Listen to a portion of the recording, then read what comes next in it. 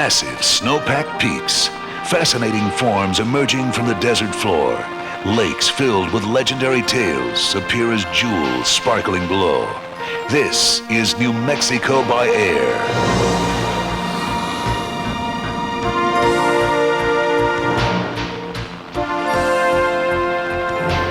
It's no surprise that they call New Mexico the land of enchantment, a place where spirits soar. So will we, stopping along the way for magical encounters with wildlife, ancient pueblos, and much more.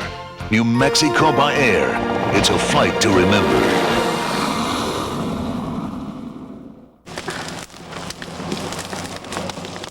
Authentic Indian fry bread, a tasty treat in New Mexico. Hi, I'm Mark Horner, your host for New Mexico by Air. We're at Jemez Pueblo, which is located in the Jemez Mountains, about 40 miles northwest of Albuquerque. Over the next hour, we're going to wind our way through these mountains along Highway 4. We think you'll develop quite an appetite for the scenery up here, as well as for many of the other treasures throughout the Land of Enchantment. But first, let's begin our aerial tour with a visit to one of our state's most mysterious treasures, Chaco Canyon. This landscape is unlike any other. Fantastic images emerge from the earth. The secret's out. Northwest New Mexico by ground and air is breathtaking, although some places refuse to surrender their mysteries.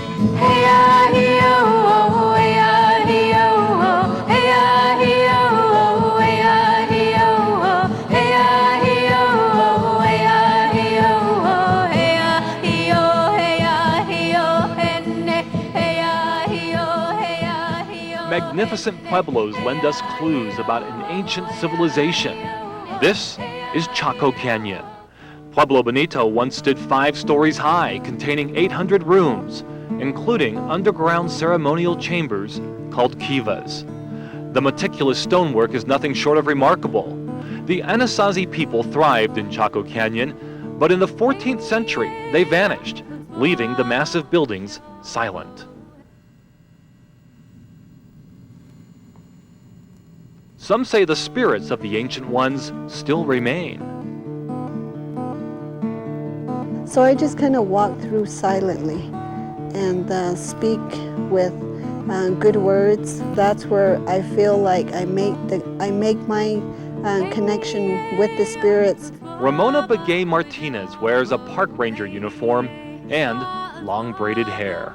That does identify me as a Navajo and keeping my tradition and my culture, although I have the park ranger outfit. Once the Anasazis left Chaco, 400 years would pass before Navajo herders arrived in the canyon.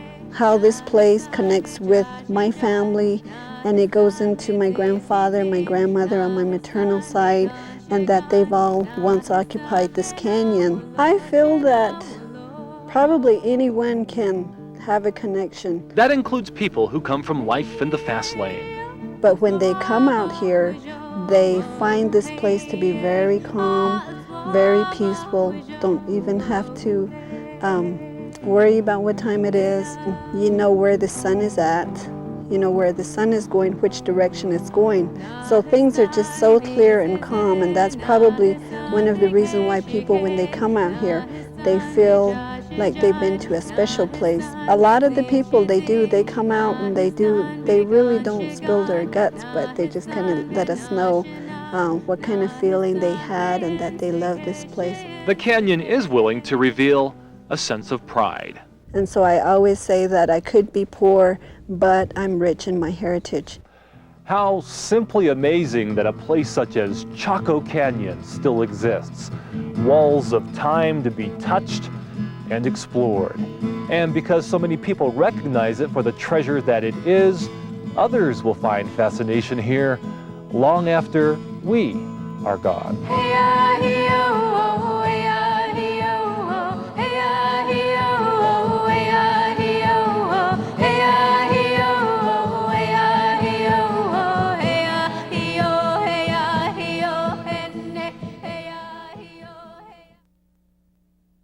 You can get to Chaco Canyon from the north or south. It's 40 miles north of Crown Point.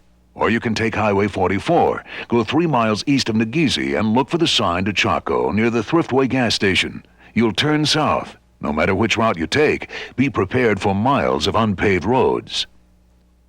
We don't know what the Chaco people actually called themselves. Anasazi is actually a Navajo word that means the ancient or old ones. There are several theories about why they left Chaco Canyon, including a drought. Still to come on New Mexico by Air, we'll fly over one of New Mexico's most devastating forest fires, and we'll travel to the spectacular Gila Wilderness in southwest New Mexico.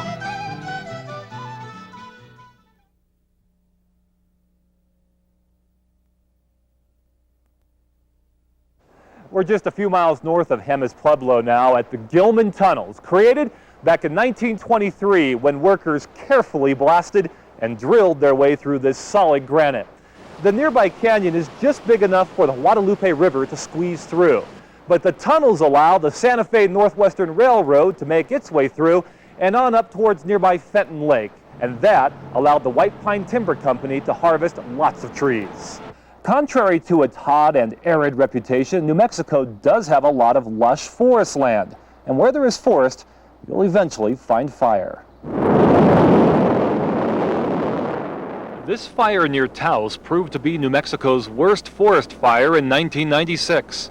Called the Hondo Fire, it consumed everything in its path, including a small settlement called Llama. Ran into some of the guys from Cuesta, used to go on fires with, and they gave me a ride up here.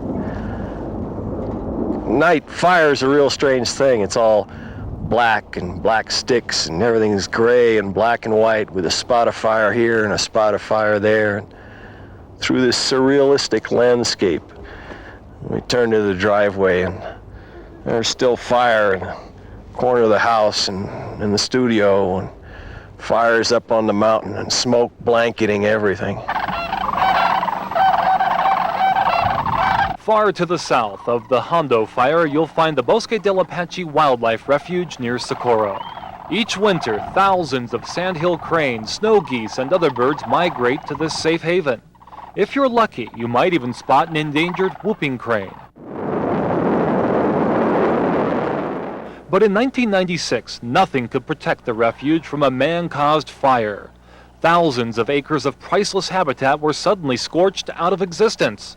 The recovery effort is well underway, thanks in large part to volunteers who migrate here from all over the country. Eugene Walden is a retired contractor from Wisconsin. He says lending a helping hand is very rewarding. The great outdoors and being with younger people. I'm not ready to retire and be with older people. A bit later in the program, we are going to meet a man who actually flies with the sandhill cranes on their annual migratory trek. Time now for us to migrate to the first protected wilderness in the entire country. It's in southwestern New Mexico, and it's part of the Gila National Forest. With more than 3 million acres, you could spend a lifetime in the Gila and still not come close to seeing it all. There is a place where the water breathes.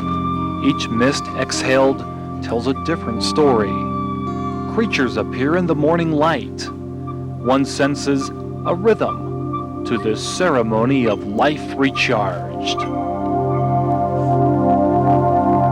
Where desert plains surrender to jagged peaks begins the Gila, a natural wonder filled with treasures and clues to vanishing cultures.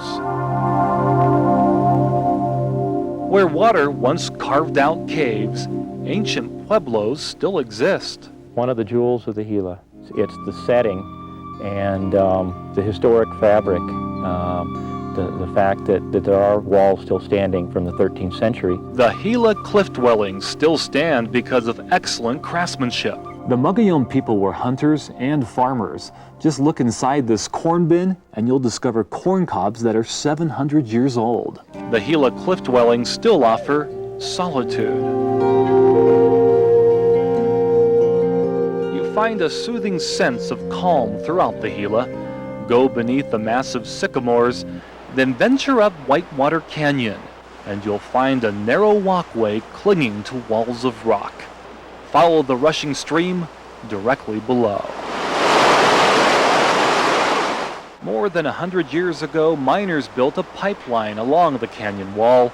The pipe's long gone, replaced by this catwalk, which actually carries people and their memories. This is where you belong. That's what it says to me. This is where you belong. Roy Baca came here as a boy and still finds fascination. And I'm 55 years old now, and I'm still a little tired when it comes to that. It's amazing how God made this world, you know, and you go outdoors and you think you're going to see the rocks all the same color, but it's not true. And then when you get out and you leave, you drive away, how do you feel? Guilty. You know why? Living such a beautiful scenery in such a beautiful place and having the time of your life, it's heaven.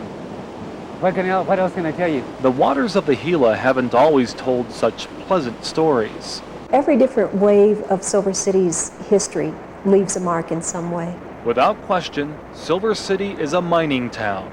But a century ago, tremendous floods stole the headlines.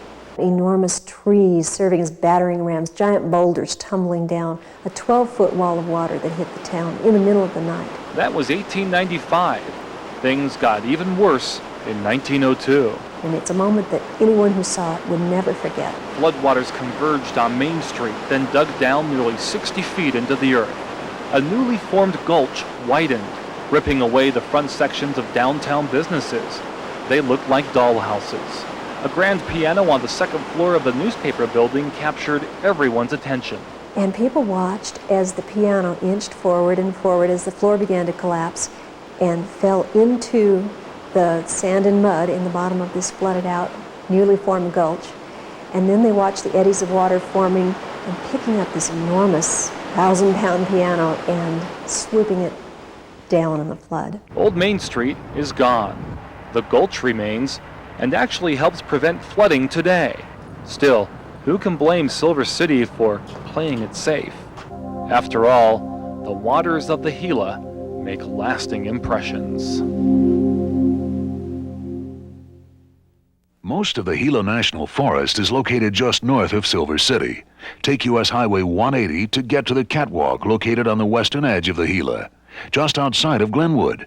State Highway 15 takes you from Silver City to the Gila Cliff Dwellings.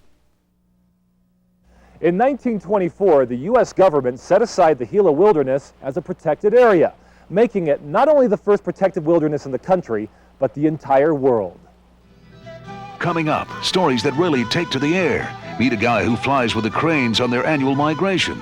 We'll also introduce you to a 70-year-old man who flies a tiny plane into thunderclouds. Believe it or not, he's hunting for lightning.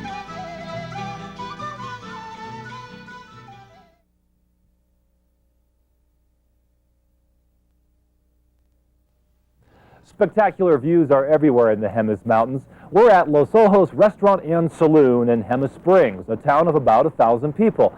And the scenery is just great, not to mention the iced tea.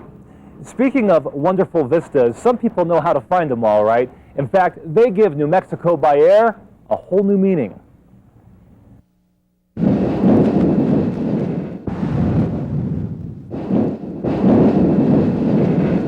That New Mexico ranks second in the nation for lightning strikes is hardly shocking. Each summer's monsoon delivers quite a blast. In New Mexico, we've heard the warnings. Stay inside when there's lightning outside. Arnold Ebnetter is an exception to the rule. When the clouds are building overhead, a small plane owned by New Mexico Tech comes out of the hangar. A plane originally built to be flown not with a person inside, but by radio control. However, the plane's got a tiny cockpit now, and Ebnetter must squeeze himself in. Easily the most uncomfortable airplane I've ever flown. I mean, it has insufficient leg room, so you're fairly well doubled up in the thing when you're flying. His destination this day, 20,000 feet above Socorro, inside that building thunderstorm. When Ebnetter takes flight, researchers at Tech's Langmuir Lab swing into action. Powerful radar sweeps the sky, and scientists gather around their instruments. When it flies through the clouds, it images the particles as it flies through, and then it measures how much electric charge is on the particles. As Ebnetter flies into the heart of the storm, the ground team directs him to parts they wish to examine. Here, you are on board the plane. The first reaction you get is an updraft, and then that's usually fairly sharp right on the edge, and then it'll smooth out. And then as you get into it, though, you'll start encountering more and more turbulence, and you'll get some kind of precipitation. The main hazard to it from a structural standpoint is hail, and we have put some dents in it. Researchers at nearby Baldy Mountain closely monitor the flight from an underground bunker called the Kiva. On the very top of the mountain, they'll sometimes assist Mother Nature, helping her create lightning by launching rockets with wires into the storms. For Arnie Ebnetter, it's all in a day's work, and his view of New Mexico by air is truly unique.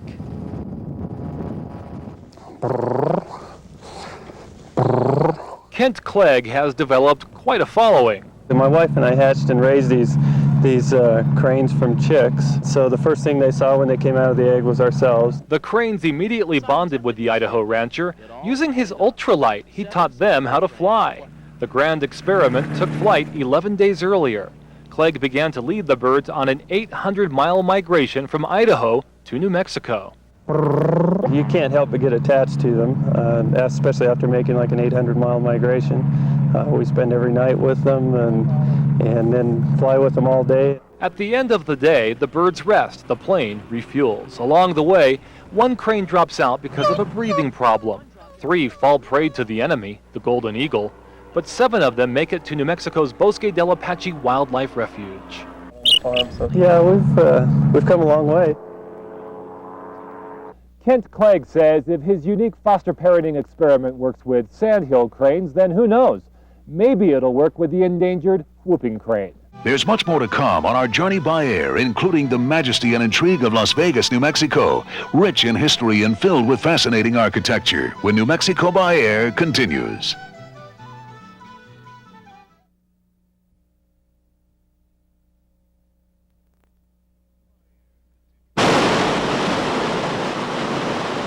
Welcome back to New Mexico by air. This is Soda Dam, just outside of Hemis Springs. You'll know you're getting close when you detect the smell of sulfur in the air. And yes, a lot of people know how to have fun here. The strange shapes on Soda Dam were formed over countless years. Mineral water used to flow over the dam from a spring just across the highway. The mineral water contained travertine, the main ingredient in limestone. It's the same stuff that forms stalactites and stalagmites in caverns. While minerals can make some pretty cool formations like Soda Dam, they're also a moneymaker. Turns out New Mexico ranks in the nation's top 10 states when it comes to mineral and energy production. Every hour, 24 hours a day, 7 days a week, the giant coal-powered power plants near Farmington belch exhaust and send electrical energy coursing throughout the Southwest. A lot of that coal comes from nearby mines. Only 9 other states produce more coal than New Mexico. Coal, oil, and gas truly energize our state's economy, generating $700 million each year, or 16% of all state tax revenue, not to mention the more than 20,000 jobs. Copper's big business too.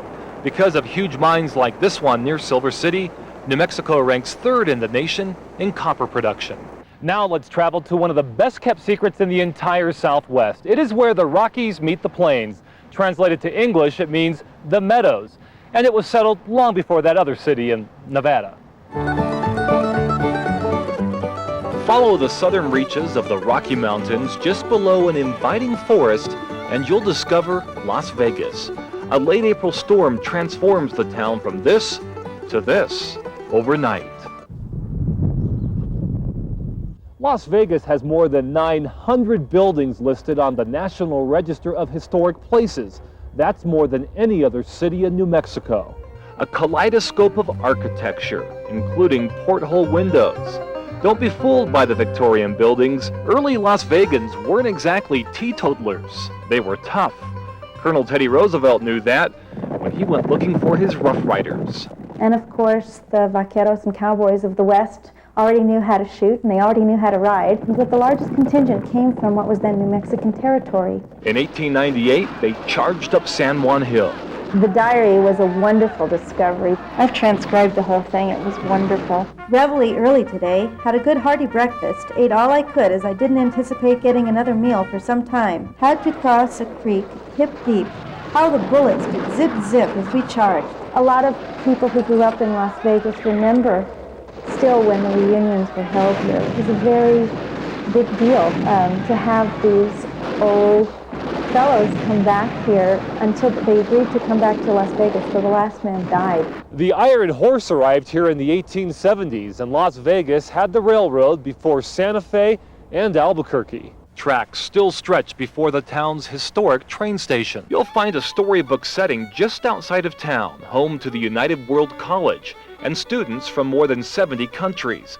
Some call it the Teenage United Nations. You might have an Israeli rooming with a Palestinian. So learning how to learn while living together as a multicultural society is essentially what it's all about here. The wilderness is their gymnasium. So the beauty of the wilderness isn't just for them to appreciate a place where they've come, but to take that experience back home with them and apply that attitude to behavior in their own countries. Also on campus, the area's most famous landmark, the Montezuma Hotel. Many simply call it the Castle. So it was built here because of the location of a natural spa. There are hot springs here, and it was in the 1870s and 80s the ideal way to see the Wild West. Visitors entered a huge lobby. Average stay, 6 weeks. Spectacular stained glass windows surround the ballroom, where dancers once circled.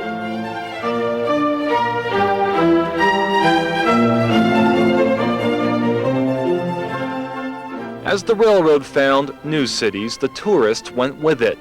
The hotel closed in 1904. The ownership changed hands for decades. For most of the 1970s, the castle sat abandoned, except for the vandals, that is. The Arm & Hammer Foundation came to the rescue in 1981. It purchased the land and opened a school here. The highlight of our visit begins with these stairs. Take you to the top of the turrets, which is where we'll go for your special view. The view from the turret's balcony, no matter which direction, is breathtaking. Certainly the castle, as the signature building of our campus, makes it a beautiful and alluring place to be. Much about Las Vegas is alluring.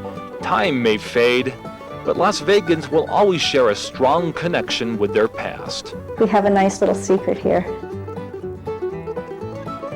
Las Vegas is located in north-central New Mexico, an hour east of Santa Fe on Interstate 25. There, the secret's out. Las Vegans are celebrating the 175th anniversary of the Santa Fe Trail, which passed through town. They'll be celebrating in 1998, too. It'll mark the 100th anniversary of the Rough Riders Charge up San Juan Hill. There's plenty to celebrate in the skies over New Mexico, even at night. When New Mexico by Air continues, we'll visit some of the state's best stargazing spots, including a place that's been starring in Hollywood movies.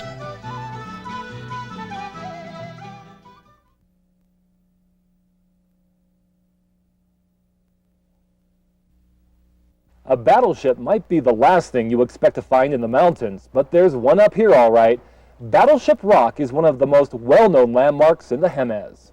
But a lot of people don't realize what once existed directly below Battleship Rock. Back in the 1930s, workers with the Civilian Conservation Corps set up camp here. They called it La Junta Campground. In fact, the gazebo from their open-air kitchen still remains. And so does a lot of their hard labor, like the picnic grounds which they built nearby, and much of Highway 4 between Jemez Springs and Los Alamos. You might think that New Mexicans enjoy viewing all this beautiful scenery, and they do, but many people prefer looking skyward. The biggest sky-gazing instrument in New Mexico is the Very Large Array radio telescope near Socorro. 27 antennas, each almost 100 feet tall, are scattered across the plains of San Agustin. They've been splashed onto movie screens, too. When driving by the VLA, don't be surprised if you see the neighbors roaming the grassy plains. Signals from each antenna at the VLA are combined to create the effect of an antenna 17 miles wide, but it's growing. Antennas in other parts of the world and one in outer space were recently patched into the system. Near Alamogordo, half of this giant solar telescope is actually underground. Scientists study the sun here at the National Solar Observatory. They get a close-up look at the fury of our very own star. Just next door in the Sacramento Mountains is the Apache Point Observatory, operated by New Mexico State University. You'll discover a unique astronomy resort in the mountains above Las Vegas, New Mexico. Anyone is welcome. guests from around the world come to the Star Hill Inn to see a lot of the wonders of the nighttime sky without city light pollution and so on. They spend the night with all sorts of telescopes. The cabins are nearby when it comes time to catch a little shut-eye. We'll set our sights on some truly mysterious places back here on planet Earth. Straight ahead. How high is New Mexico's highest mountain? We'll fly right over it with the answer. There's plenty of exploring just ahead. We'll visit a desert waterfall, the bottomless lakes, and the Carlsbad Caverns when New Mexico by Air continues.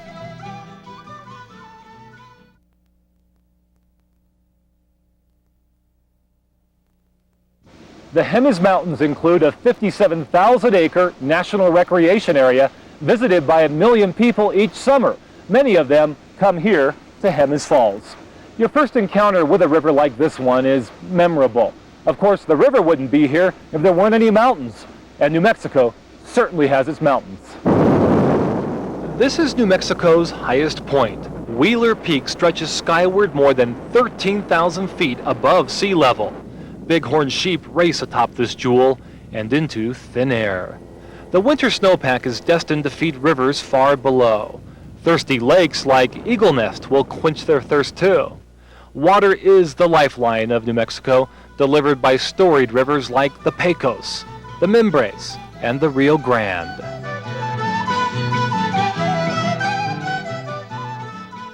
Elephant Butte Lake near Truth or Consequences stretches 20 miles long.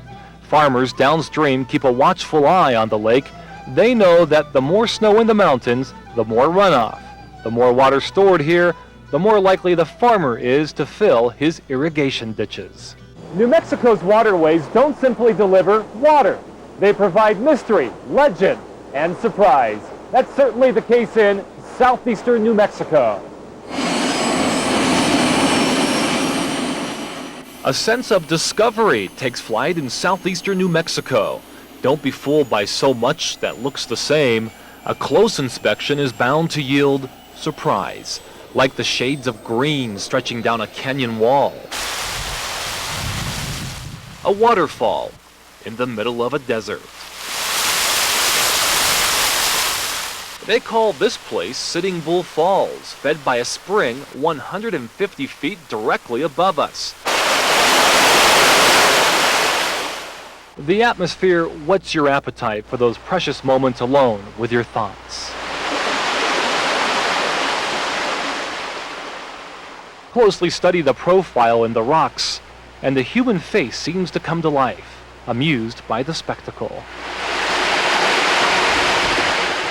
Water tells a much different story just outside of Roswell. 7 lakes look more like giant sinkholes. That's exactly what they are. Water dissolved the gypsum here until the roof fell in on 7 caverns.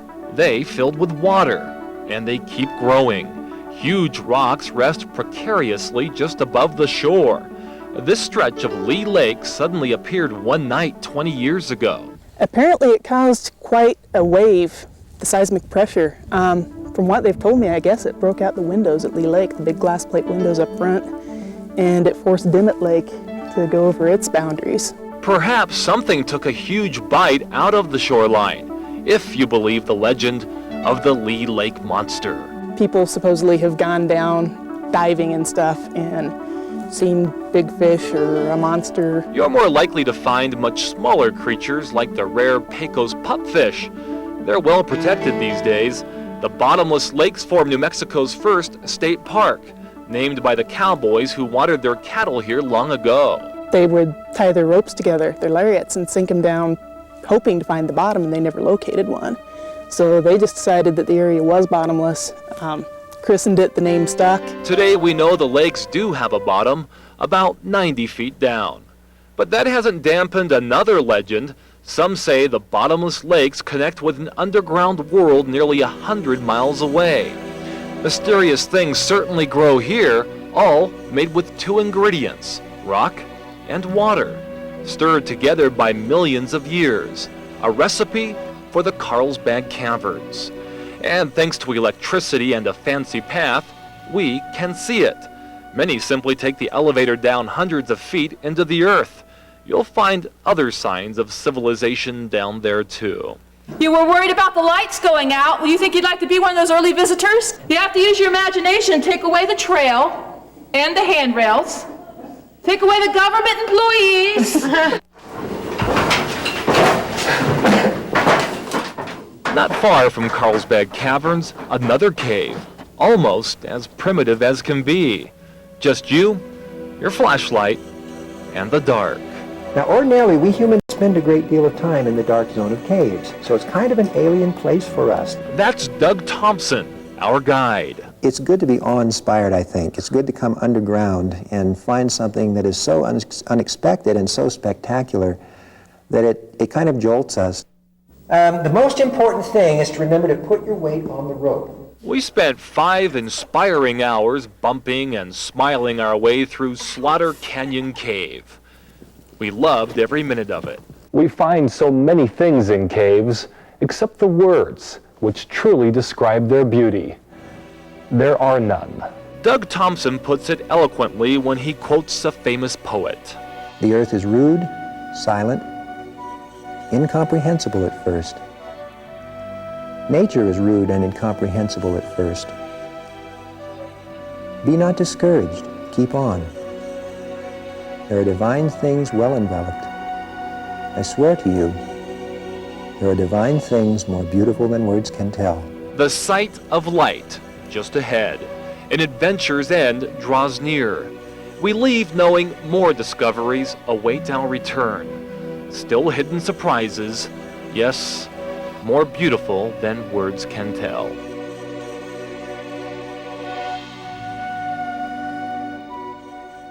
To get to Bottomless Lake State Park from downtown Roswell, go east on 2nd Street for about 10 miles. Then take a ride on Bottomless Lakes Road. It'll take you right into the park. Carlsbad Caverns National Park is located just west of Carlsbad. The caverns are open every day of the year except Christmas. Nearby Slaughter Canyon Cave is only open on weekends, and reservations must be made in advance. To make reservations, call area code 505-785-2232, extension 429. Perhaps you recognize that poem recited by Doug Thompson. It's from Leaves of Grass by Walt Whitman. When we return, the conclusion of New Mexico by Air delivers a real bang. Volcanoes shape incredible landscapes, a journey to the land of fire and ice. You can find yourself lost, and I've had several Twilight Zone experiences out here. When New Mexico by Air continues.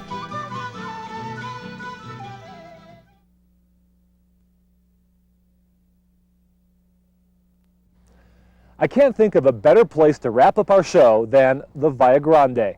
After all, we're going to be talking about volcanoes, and the Via Grande is a magnificent specimen.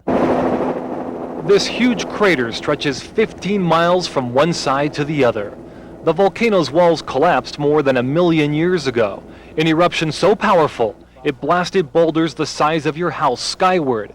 They landed as far away as Oklahoma. Inside the crater today, thousands of acres of lush grassland, home to cattle and elk.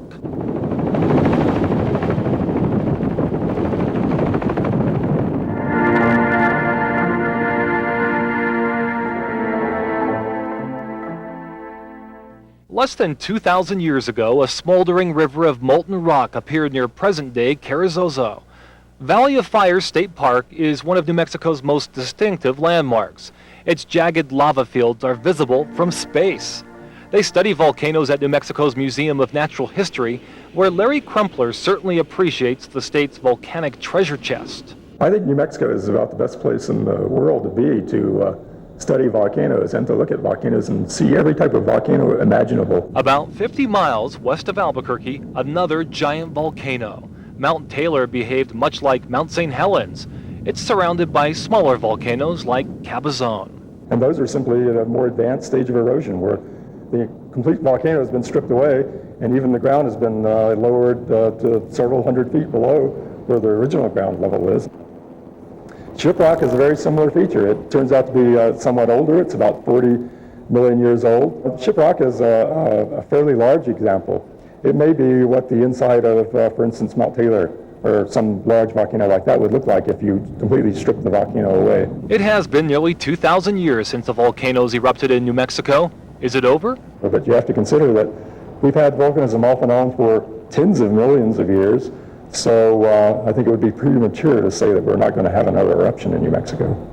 Of course, no report on New Mexico's volcanoes would be complete without mentioning the land of fire and ice, El Malpais.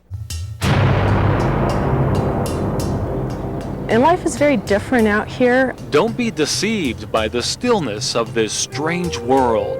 Massive rivers thrive here, as a pioneer observed back in 1908.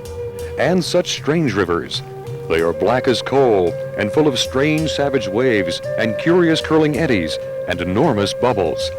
The springs from which they started ran dry centuries ago. El Malpais, the Badlands, the Bad Country. It's a landscape of lava flows, of cinder cones, lava tube caves, ice caves, islands or kapukas that the lava surrounded but didn't cover, and even sandstone bluffs. Contrary to its name, it's diverse and rich in all kinds of life and all kinds of spiritual feelings. This is very much the heart of the earth come to the surface. So if you're not careful about where you're looking and where you're going, you can find yourself lost. And I've had several Twilight Zone experiences out here. Leslie DeLong is a ranger at El Malpais National Monument. On this particular flow, we have some of the oldest living Douglas fir trees in North America, well over 1,000 years old and still thriving in this nasty boot-shredding lava. At El Malpais, volcanoes are everywhere. 5 major lava flows provide a unique challenge for the determined hiker. Well, I maintain it should be called ouch ouch instead of We have a kind of an in-house saying here. There's 2 types of people who visit El Malpais, those who have fallen and those who will. Oh, this place, I go through a pair of boots probably every 4 months if I'm out and about. It shreds it, definitely. We become very good customers of REI, I think, in the sense of getting the nice $40 pairs of boots because we go through them very quickly. You won't shred your boots on these stairs. You will discover a wonderful surprise, just as David and Reddy Candelaria did back in 1946. I thought this was wonderful. This was it. We thought it was wonderful.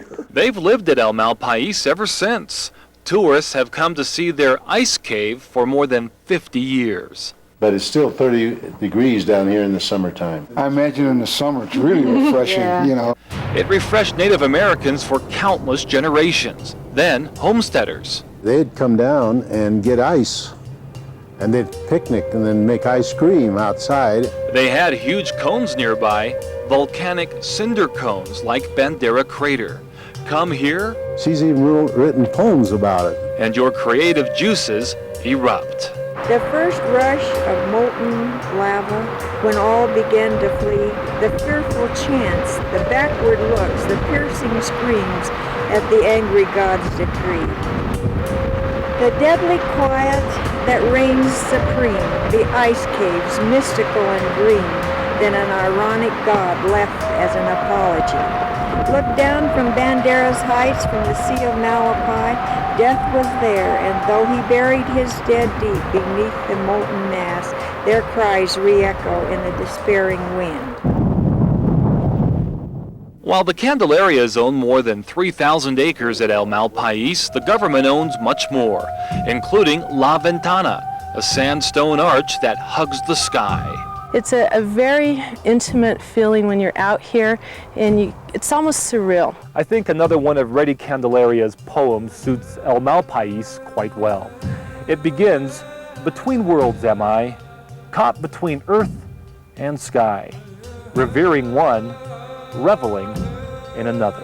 This isn't just a hunk of rock with some frozen water inside. This is part of who you are now, isn't it? It is. Yeah, it's us. And this is where we came, we liked it, we think this is it.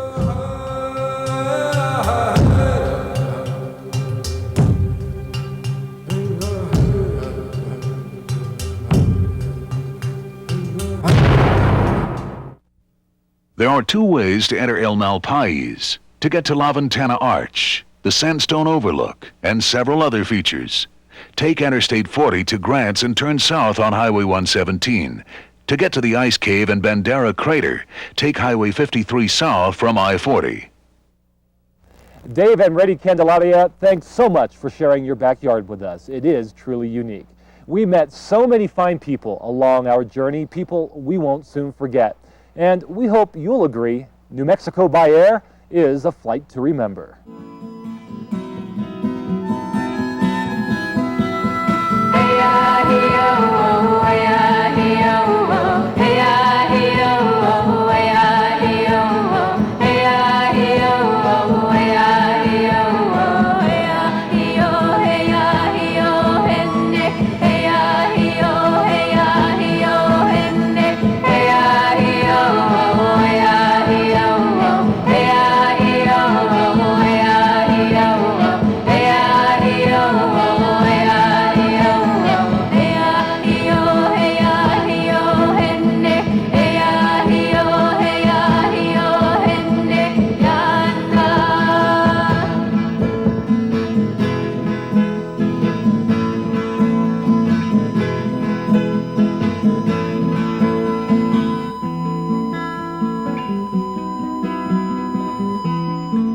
Hassan,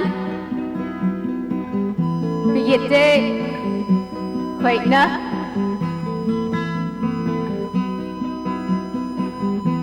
Akona Hassan, Diyeno, Ban Side Case, Wajon Hasli, Wajon Hasli. Wajon Hasli, Wajon Hasli. Hey ya hey oh, hey ya hey oh, hey ya hey oh, hey ya hey oh, hey ya hey oh, hey ya hey oh, hey ya hey oh, hey ya hey oh, hey ya hey oh, hey ya hey oh, hey ya hey oh.